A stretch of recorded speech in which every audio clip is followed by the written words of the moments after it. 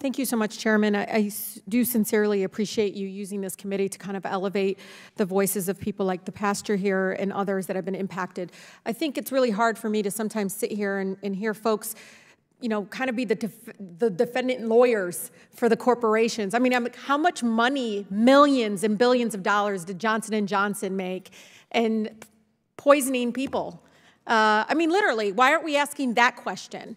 Because you can't get away from the facts. FDA found asbestos in baby powder. Now, remember, it's baby powder. It's not even just regular powder, it's baby powder.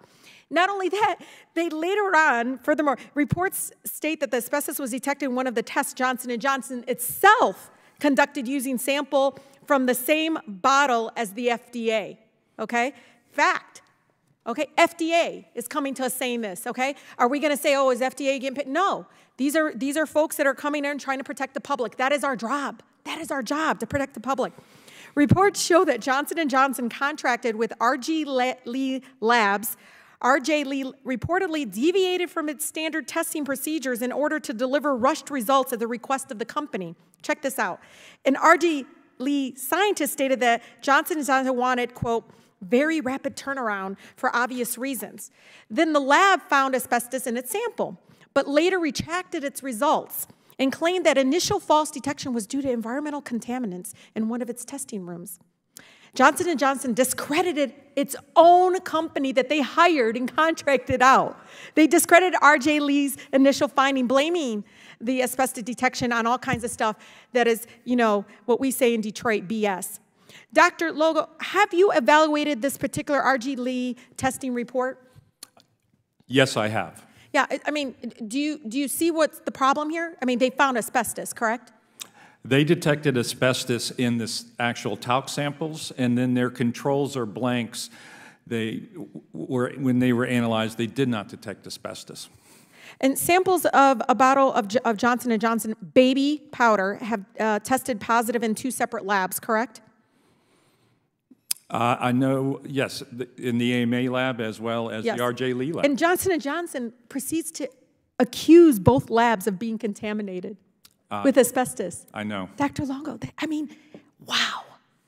Like, I am just, you know, I've only been here a year, but I'm just so taken aback that my colleagues don't even see it. I can't even make this stuff up. This is factual. I can't even make it up. These FDA folks, they're not Republicans or Democrats. They're government officials that are doing their jobs, right, Pastor? I mean, that's what they're supposed to be doing. They're public servants. They're doing exactly what they were hired to do, which is protect the public. And I am just taken aback that my colleagues who represent, each of us represent close to 700,000 people back home, that doesn't expect us to be defendant lawyers for Johnson & Johnson who basically poison people. They expect us to defend them, to protect them.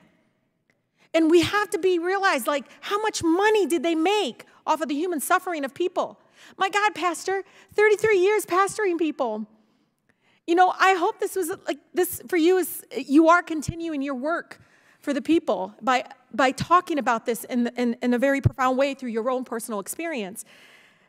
But I am just, you know, Chairman, I cannot stress enough just how important it is that this committee is used for good. And that's exactly what we're doing. We're sharing exactly what is happening to people because of this. And they want to come up with these kinds of little conspiracy theories and all this other stuff. The fact of the matter is FDA found asbestos in the testing. 2 companies that Johnson & Johnson hired found asbestos. How much more testing do our people need? How much more? Enough is enough. And so I just urge my colleagues and to support the chairman as he proceeds to find the truth. And I'll tell you, I've been here. They have every opportunity to bring their own witness forward. I actually went and asked staff, who's their witness? They said they don't have one.